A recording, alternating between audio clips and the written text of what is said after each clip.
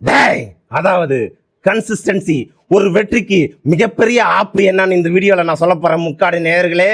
அதாவது பிரான்ஸோட மிகப்பெரிய பேரரசர் நெப்போலியன் போனபார்ட், அவருக்கு கீழே இந்த பிரெஞ்சு படையெடுப்புக்கு பின்னாடி அவர் மிகப்பெரிய நாடுகளெல்லாம் தோக்கடிச்சு தன்னோட கட்டுப்பாடுல வச்சிருந்தாரு.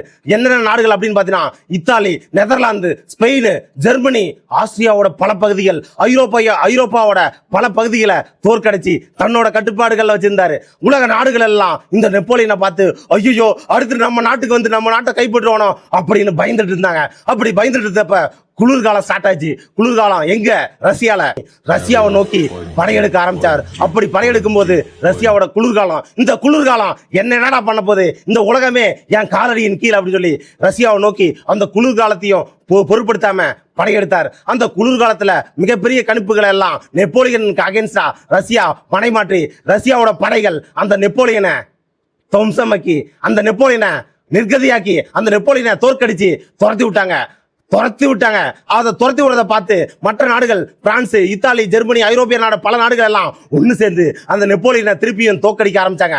நெப்போலியனை அடிச்சு துரத்தி விட்டு அந்த நெப்போலியனோட அரசியல் பலம் எல்லா பலங்களையும் பறித்து கொண்டு அவனை நிர்கதியாக்கி துரத்தி விட்டு ஏழ்மையாக்கி அவனை ஒண்ணு இல்லாதவன் ஆக்கிட்டாங்க. இதுல இருந்து இந்த கதையில இருந்து முக்காடு நேர்ல நீங்க என்ன புரிஞ்சுக்கிறீங்க அப்படின்னா, எப்பேற்பட்ட கொம்பனா இருந்தாலும் சரி நீங்களாம் கம்பேக் கொடுக்குற ஒரு ஸ்டேட்டஸ் வச்சிருக்கீங்களே. பெரிய பெரிய புயலெல்லாம் கடந்து வந்தவங்க கிட்ட சின்ன மலைக்கு கொடை வேணுமான ஒருத்தன் கேட்கிறான்.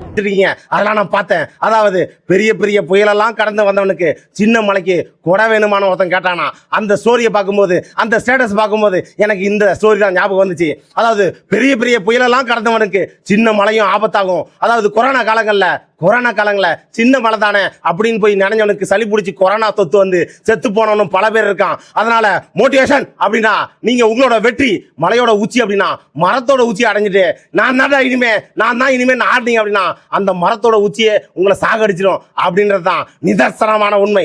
வெற்றி அப்படின்னா அந்த வெற்றி அடைகிற வரைக்கும் கன்சிஸ்டன்சியா உழைச்சிட்டே இருக்கணும். கம்பேக்னு நான் தான் பெரிய ஆளுன்னு நம்மளுக்கு எதுவும் வேணாம் அப்படின்னு சின்ன பிரச்சனை யோசிக்காம, சின்ன பிரச்சனைலாம் ஒரு இதா மதிக்காம, பொருட்படுத்தாம நீங்க டார்கெட் பண்ணி அப்படின்னா உங்களை அந்த சின்ன பிரச்சனை துவம்சமாக்கிறோம் அப்படின்றதுக்கு இந்த நெப்போலியன் ஒரு மிக சிறந்த உதாரணம் முக்காடு நேர்களே.